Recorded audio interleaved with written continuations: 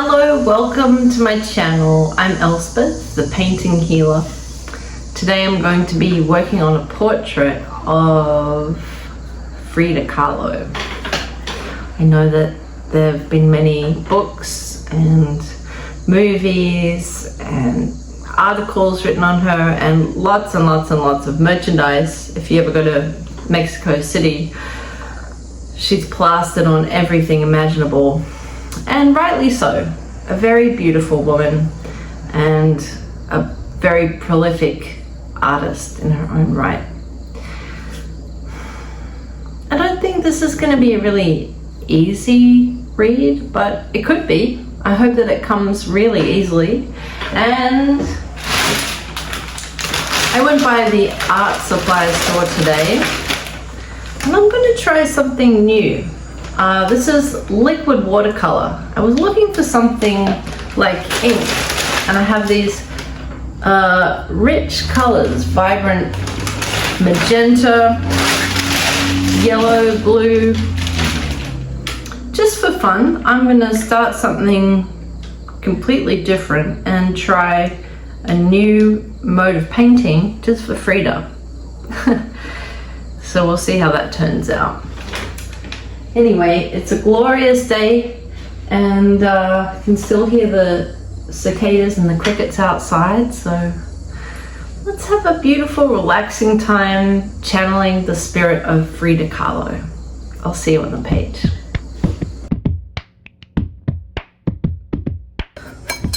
Welcome to the blank page. Lighting the candle and opening the call with Frida Kahlo to come through the watercolors today. How auspicious. All right. Oh, the flame went out already. Let me try a different one.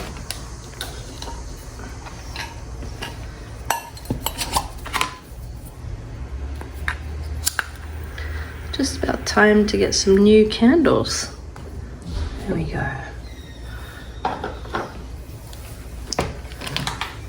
All right, let's dive in. I have some new paints. I'm using liquid watercolor. I'll start light here with yellow.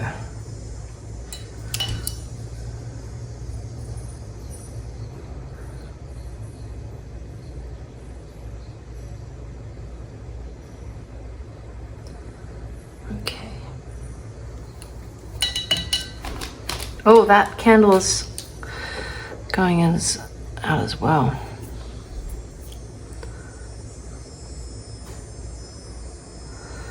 I'm gonna go look for another one. Okay, I'm determined. This makes sense. This one has cloves in it and is probably way more of interest to Frida than the other ones. They could have been a little too floral or something. All right, so I'm gonna start light with yellow.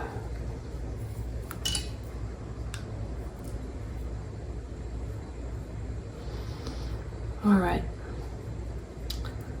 So this is what I'm seeing first of all. Dust, dusty streets, dusty roads. Like sandy dirt. It's pale color.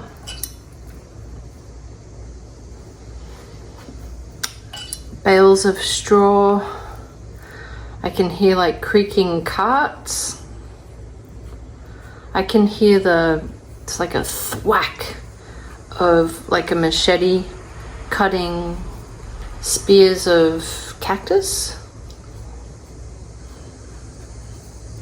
It's like really large stalks of aloe vera, but it's not aloe vera. Oh, could be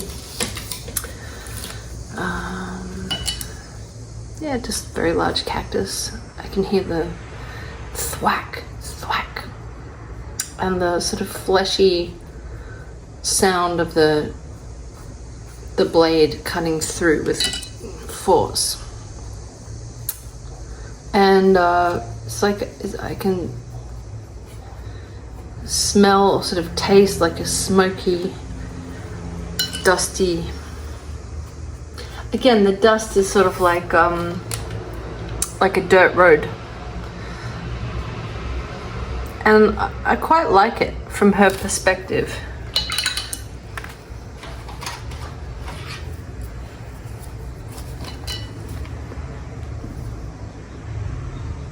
Starting with her headdress.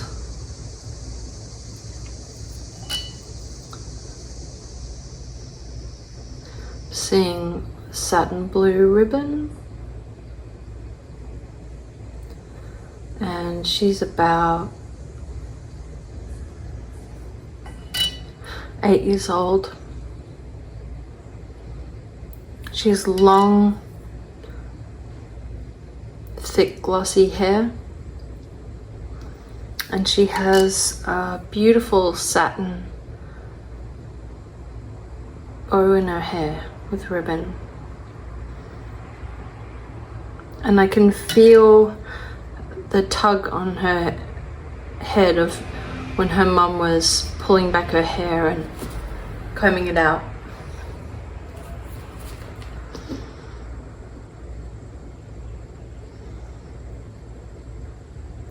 I feel that she stares far into the distance. She has very good, like she's far-sighted. She's looking far into the distance while her hair is being done. And it feels quite intimate. The hands pulling through hair.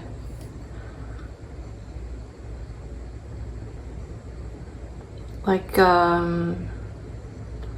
they're both in silence, her and her mother, but it's like this sort of ceremonial grooming. It's just a really nice moment where she feels connected to her mum.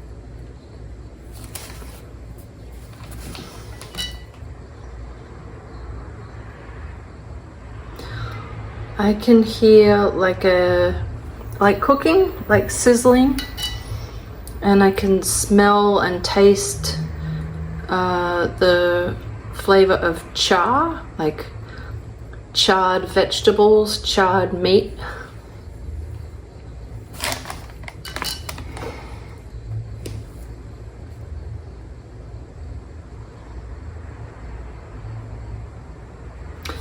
And as I paint her eyebrows, I'm getting sort of imagery from her mind now. I'm seeing droplets, like droplets of blood, like that she's painted. And I'm seeing the world. I'm seeing images that she had in her mind before she painted them. Tears as blood droplets. Wow, really beautiful eyelashes and eyebrows.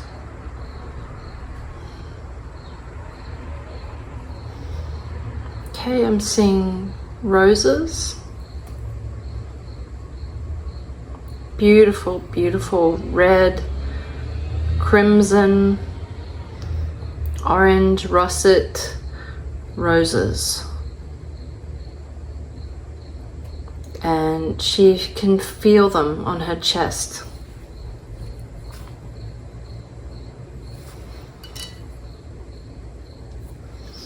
She was very moved by how loved she was. And her send-off was exquisite. Her send-off was really beautiful. So she's referring to her funeral and the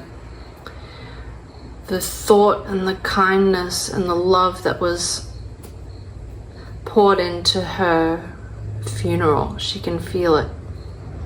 She can feel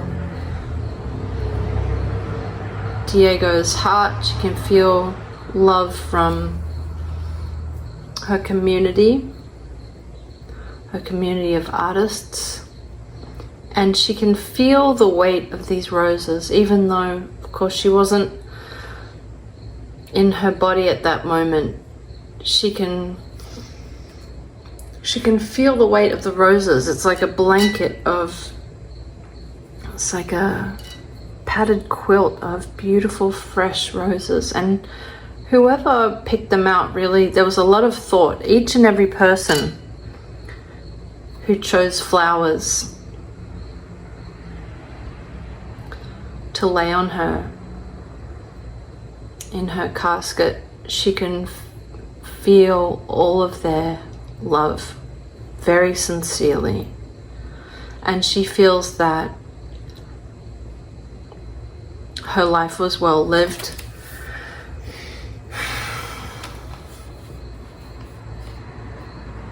Because she touched people's hearts, and not in a saccharine sweet way, but in a quite a palpable way, in a challenging way, in a bit of a heart-wrenching way, in a very personal way.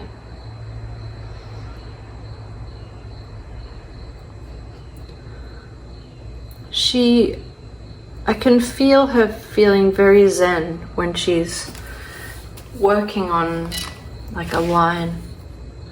Here, as I paint her lips,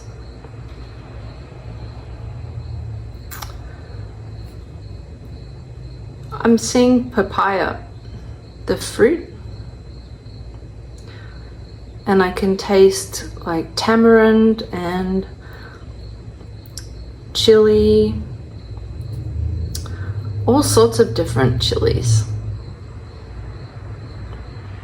There's even a chili that she's describing as having sort of cocoa flavor to it when it's roasted. And all of these chilies combined,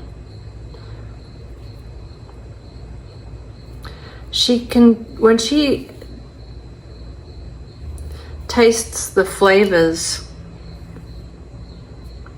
she feels it in her mouth, like mixing colors on her palette. And the way that she reaches for the perfect color,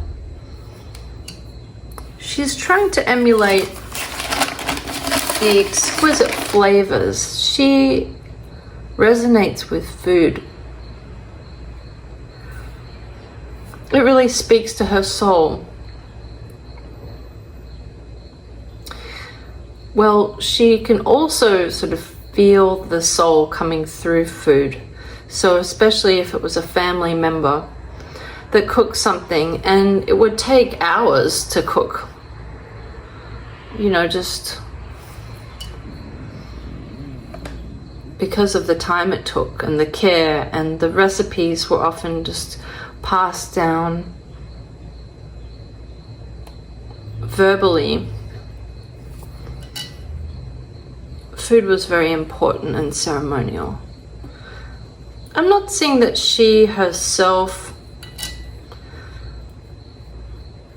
spent a lot of time cooking, but I do see that she wanted to, but I think it was physically challenging, and she sort of had to choose her battles. She was passionate about food and food of her family. Okay, as I paint her temple right here, I feel like the prickling of tears wanting to come through. There's a beautiful tenderness. I'm just going to spike her lips with a little bit of red. Let's see what happens here. Beautiful. it's going to take on a little life of its own as it moves through the water. It's almost like she's kissing the paper from underneath.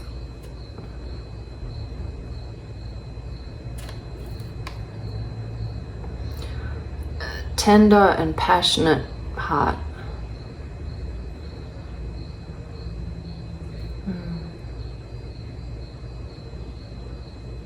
Beautiful.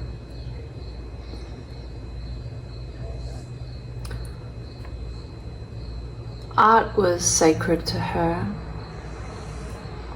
and she found inspiration in I'm seeing like the ceiling inside of a church.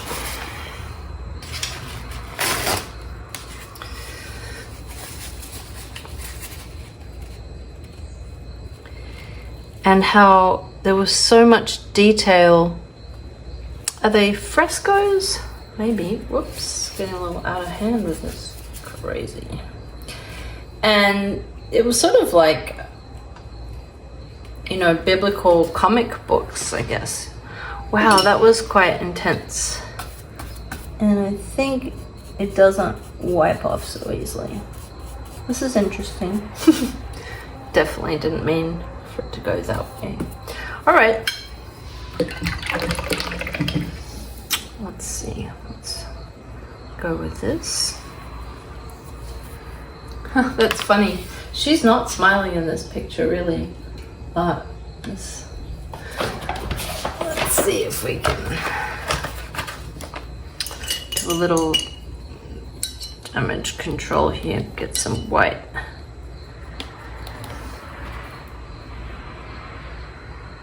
Okay. Crisis averted. There we go. I mean, there's a little smirk, but not full Joker. Okay, that's much better. A lot of people have claimed Frida as their own. She's okay with that.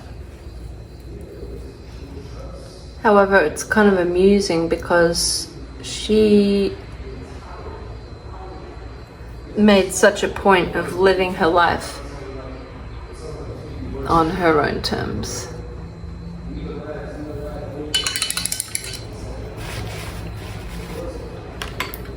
Someone's talking in the hallway.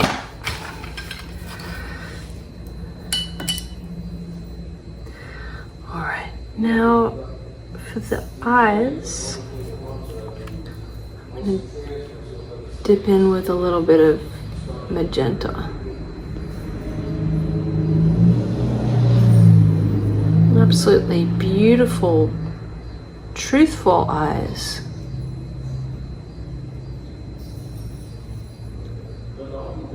Very honest.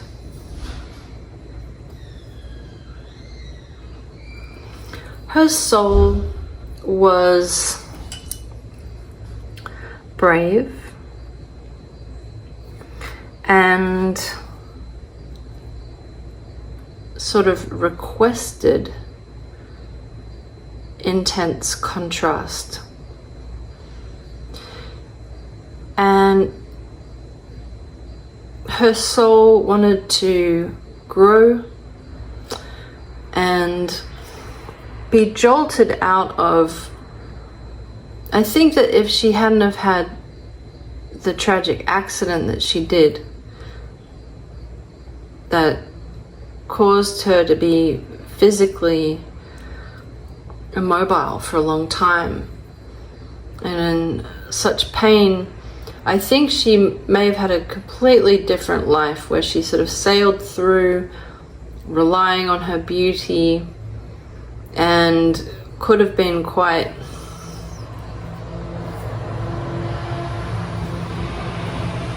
unchallenged. And her soul was ready for this particular challenge. A challenge that meant she had to really rise up out of her body to new heights and to dive deeper into her own imagination and heart to get relief from the pain.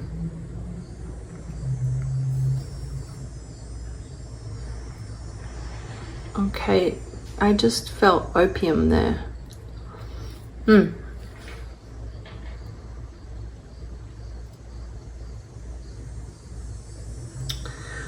I guess in the 20s, I'm seeing like a long opium pipe. She appreciated getting some relief and being able to numb the pain, but she did not enjoy the effect on her artistic abilities. She couldn't be poised with her hand. She couldn't do fine detail. So it was like she had to bear the excruciating pain to also have full command of her artistic abilities and her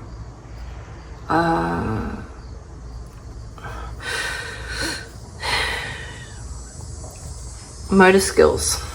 That's the word. Okay, I'm feeling saffron now. Lots of oranges. Not the fruit, but the colors that come through. There's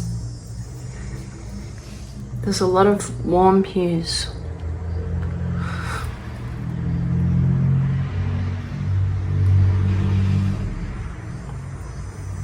As I work with her energy, I'm feeling this beautiful sense of calm. I think she felt very accomplished and proud of herself. It was a very rough road, but I feel like this life was very successful, not because she achieved fame, but because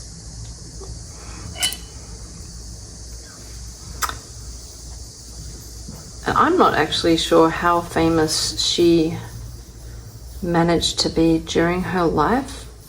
She reached very good heights, she's saying, very good heights, but certainly it was posthumously, it was after her death that her star really continued to rise. And still continues. People just feel very passionately about Frida Kahlo. She's a symbol. Just her face and her posture, her stance in her photographs, she represents strength and a feminine strength. She's quite balanced. She's both in touch with her masculine and feminine. But she's very strong in her heart. And she lends that strength, sort of like a saint, actually. Now, this is beyond her control, but this is something she's very proud of, is that what she came to represent and what she came to symbolize to people and to women was an inner courage, an inner determination, and a galvanized commitment to her heart and her art. Her heart was powering her art. I know that she was a Cancer and her husband was Sagittarius, which is sort of an unlikely match. but they showed each other different worlds. And while it was definitely difficult at times, when he needed his freedom, she needed her security and support, and vice versa. But they really were excellent at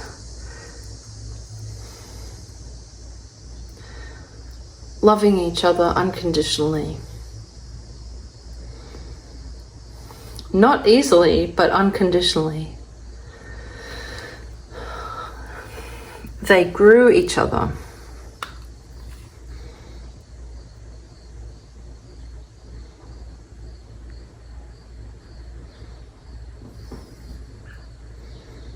Okay, I'm seeing water and I'm seeing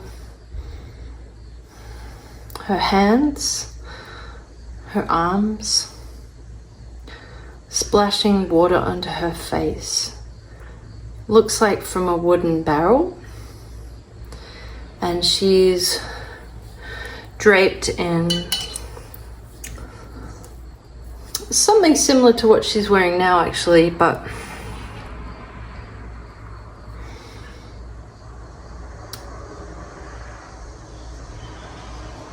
she's washing her face.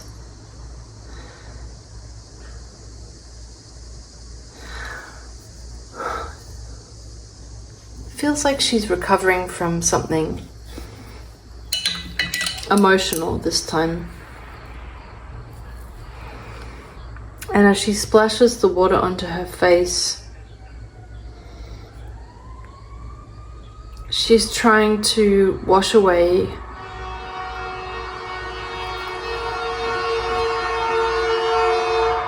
emergency. It's gonna stop right here. Ready? Oh, no, it didn't. It usually stops right in front of my building.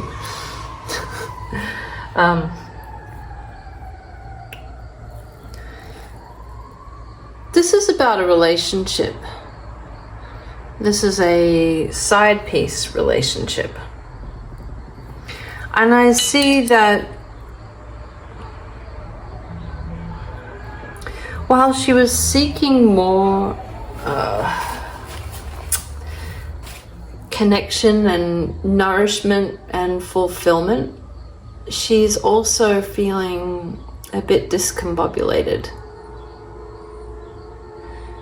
And in this moment, as she's splashing her face, it's like she's doing it for longer than necessary. It seems to be time that she's alone and able to think. She's just washing her face. She's splashing water over her face, almost like willing herself to come out of a spell. And she feels that she's still thinking of this person, and it feels like a woman. But she knows that that woman is not thinking of her. And it feels like she's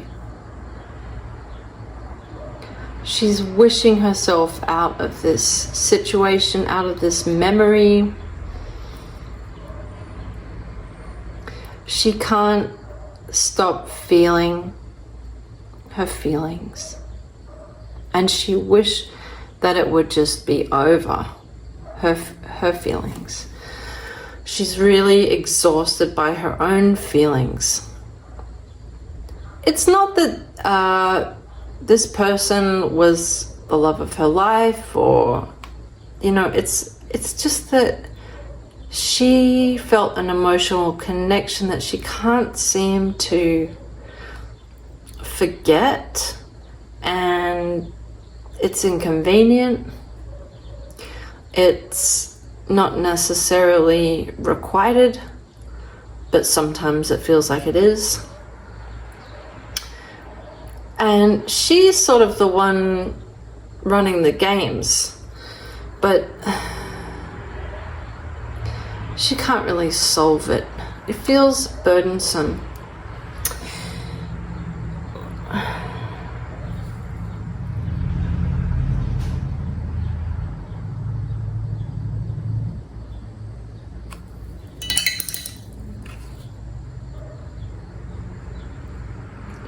she wishes she could wash it off, and that she could have infidelities like Diego could, but without having an emotional hangover. And now she almost feels like she's trying to get over an addiction. It's like when she's not with this person, she's thinking about this person, and she loves how intoxicated she feels about this person. But that it doesn't just, it's not just like sex. And it confuses her, and she's besotted with her husband, but she doesn't like feeling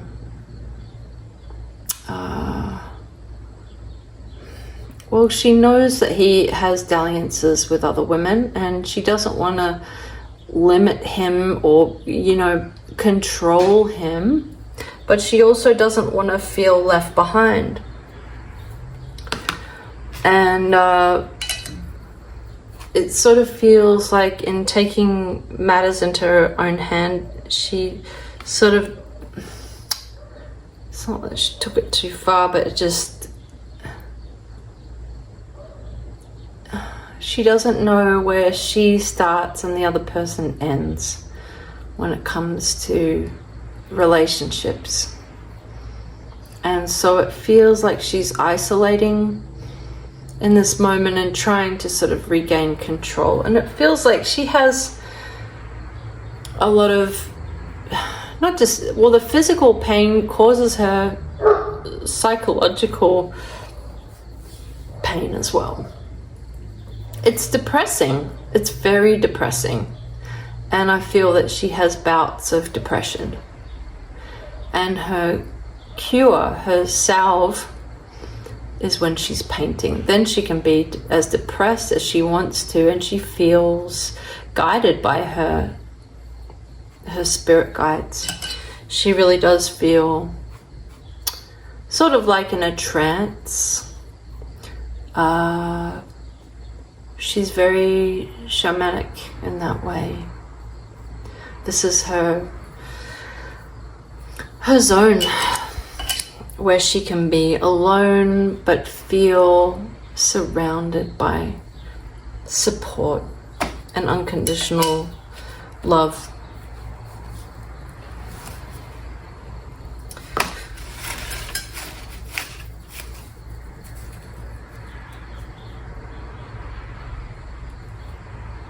This is way darker than I meant for it to be. Let's try again with some white. Whoops, just knocking it over. Alright, so that was the washing her face. And I feel like she was trying to keep this woman out of it, like not involve this woman in her sort of emotional struggle with this. I feel like it might have been one of the first dalliances, and that there were definitely others afterwards. But I can sense that alcohol helped her to numb out her feelings.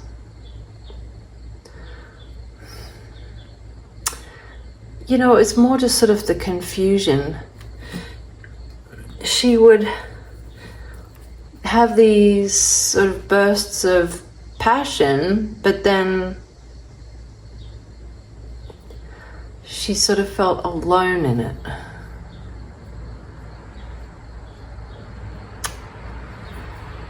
Alone to overthink it, alone in her body.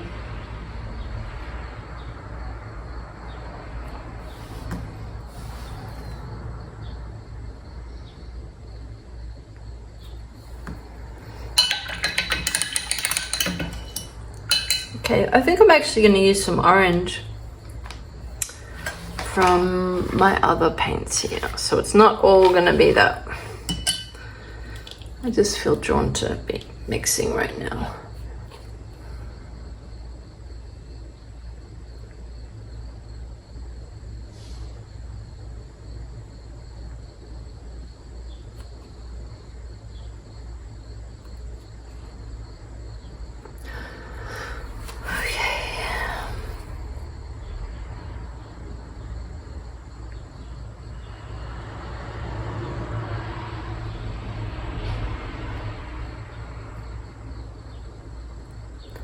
All right, now I'm feeling New York City and the exhilaration of, I just heard,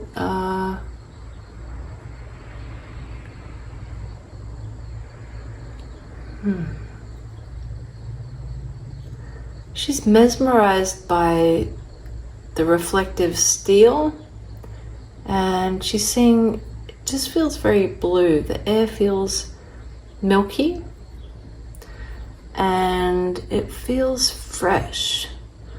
There's something very familiar but very unusual about New York.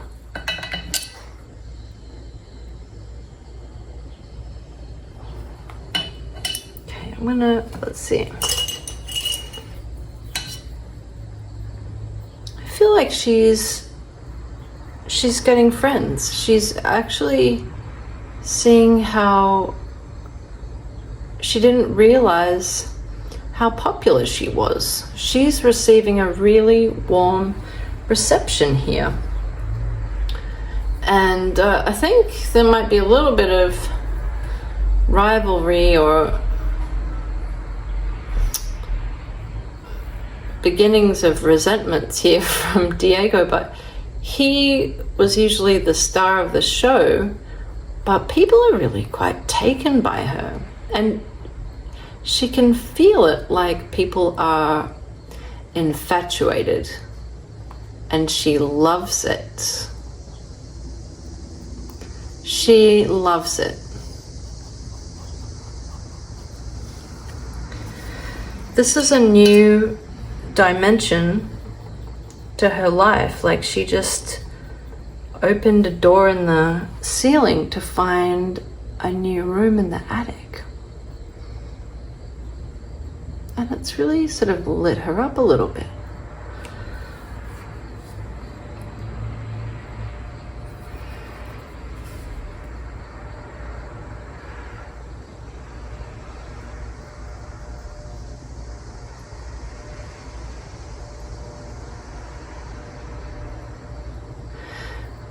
I feel that she used to feel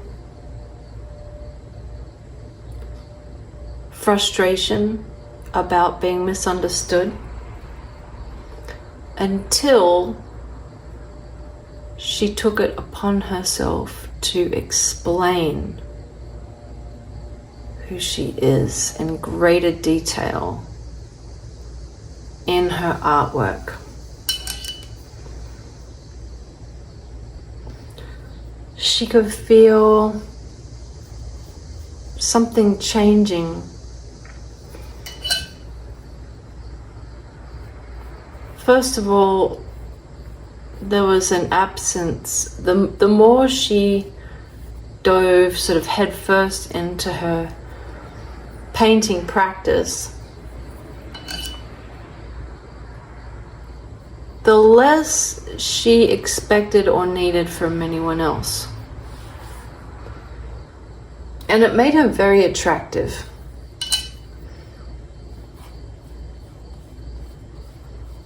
Very self-possessed. Now I'm seeing little tokens, like little souvenirs or like precious objects.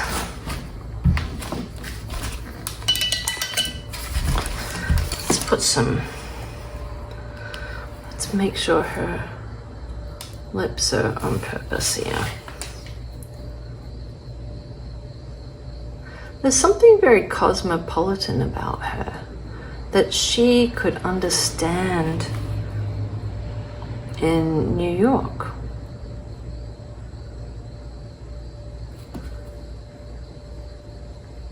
There's something about her lipstick that felt unusual and daring for her. Almost like she was putting on drag. Because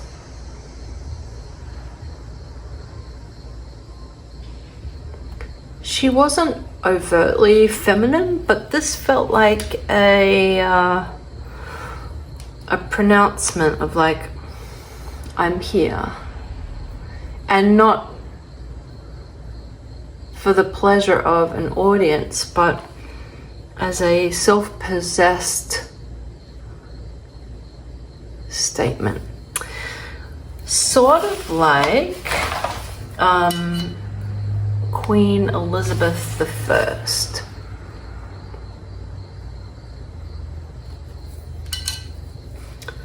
And how didn't she get married to God, or married to herself, or married to it was a sacred vow of celibacy. That's a terrific film. I think Cate Blanchett is definitely going to be on the cards soon. Look at this necklace here. She sort of likes the way it pokes into her skin.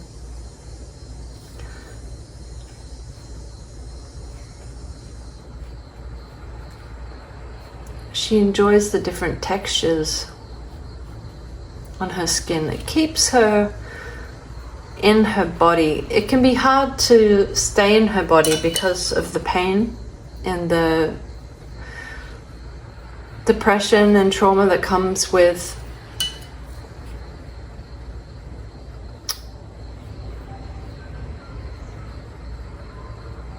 the physical suffering that she had. But when she's able to, she enjoys, her other senses are very heightened. Her sense of smell is heightened, very heightened.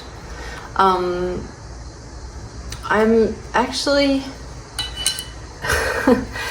sensing from her perspective like beautiful, like the bouquet of a beautiful perfume of a woman at a gallery exhibition.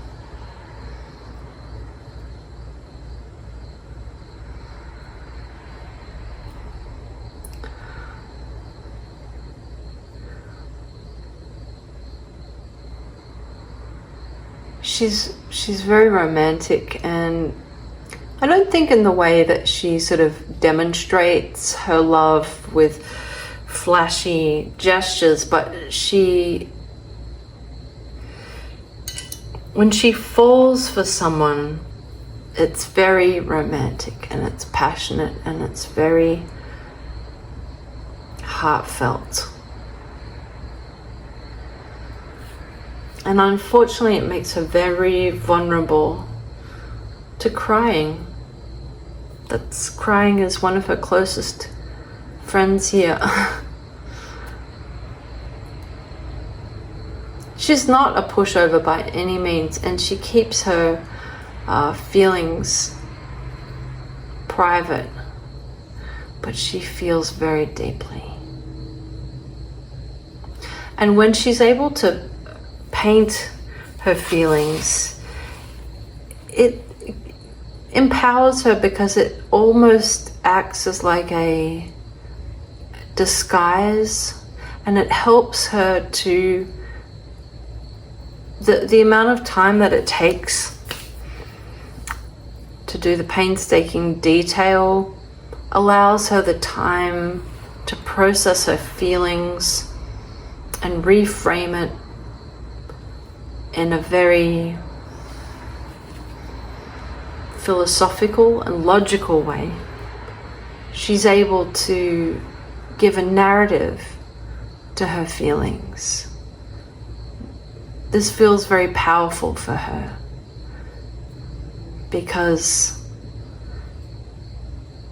she has felt lost at sea with her own feelings sometimes, and she's felt emotionally abandoned at times. And this amazing channel that she has, with what started as a total curse of having to stay in bed for long periods of time, was a blessing. She turned it into a blessing.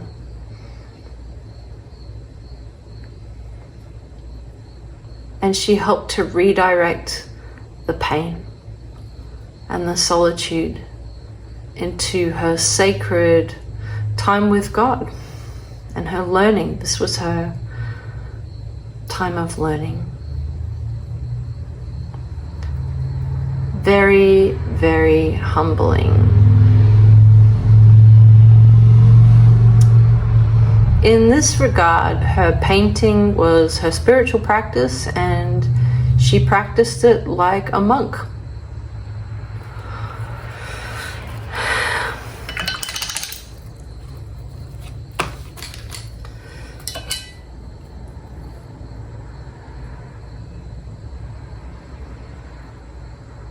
She even found enjoyment in it at times, but for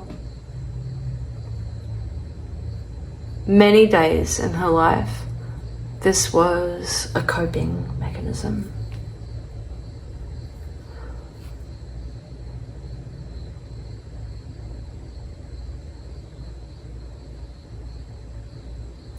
And became a way to speak to thousands of people around the world and to travel on her behalf as an ambassador. Her art was an ambassador that was free of her personal limitations.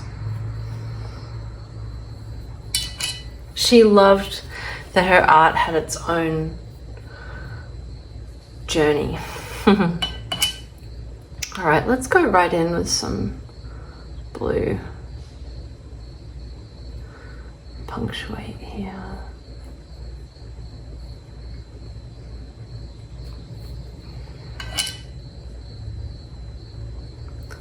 She feels well rested on the other side.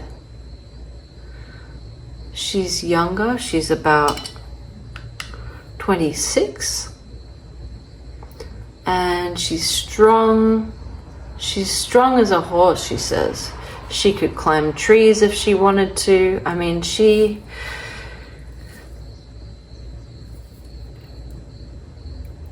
in spirit feels just buoyant. She has all of her energy back. She has her laughter. And she is just so full of love. So full of love for all these dear humans on the planet right now.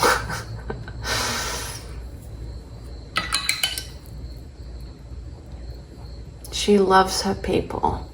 The people that find her art are like her children. She has a very maternal side. And the people that are drawn into her art and drawn into her story, it's like she becomes one of their custodians. She is very saintly. Sort of like an anti-hero in some ways. She's one of the people. And she believes in authenticity and strength and courage and purity of heart, integrity. I see that she's very patriotic.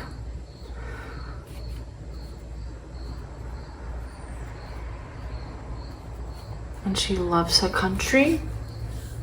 And she does dwell in the house that is now a museum.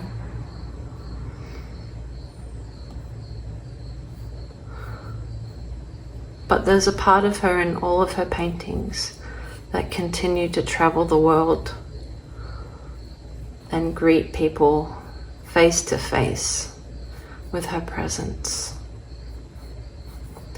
And she has a very humble, devoted love for the onlookers. It's like there's an encounter between her as the artist and the viewer.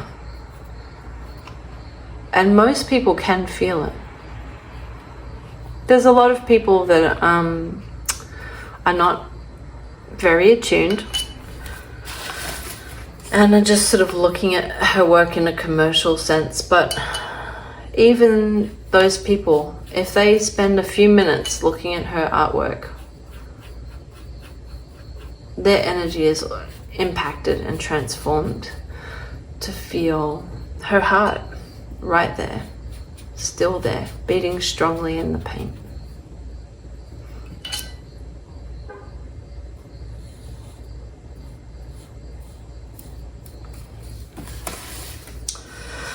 Well, this has been an absolute privilege. And before I go, I feel like I just want to keep adding a little bit more ruby red to her lips.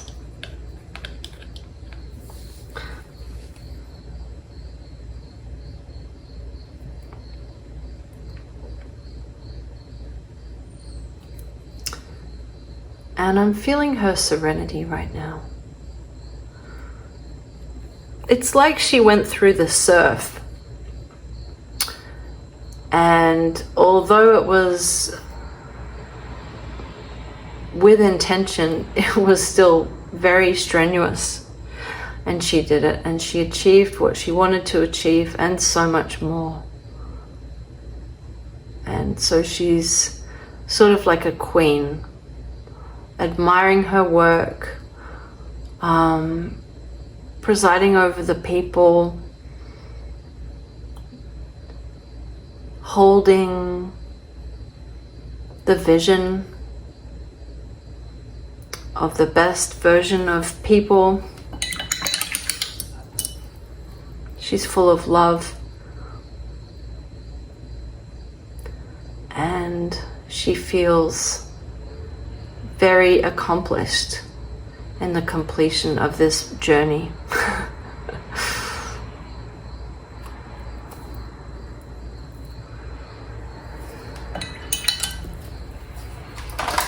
I'm going to bring out my favorite maroon. Just a little bit.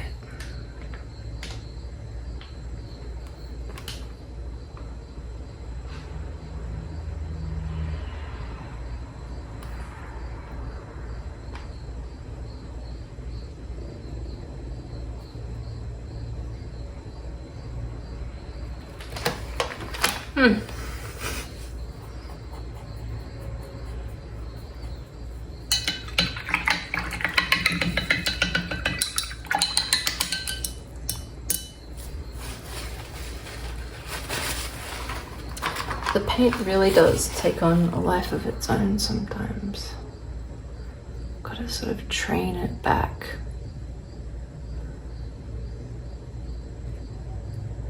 I think that's something that she enjoyed about oil paints. She could have more control over it. She could be quite precise when she wanted to, and she enjoyed the luscious, glossy effect of the oil.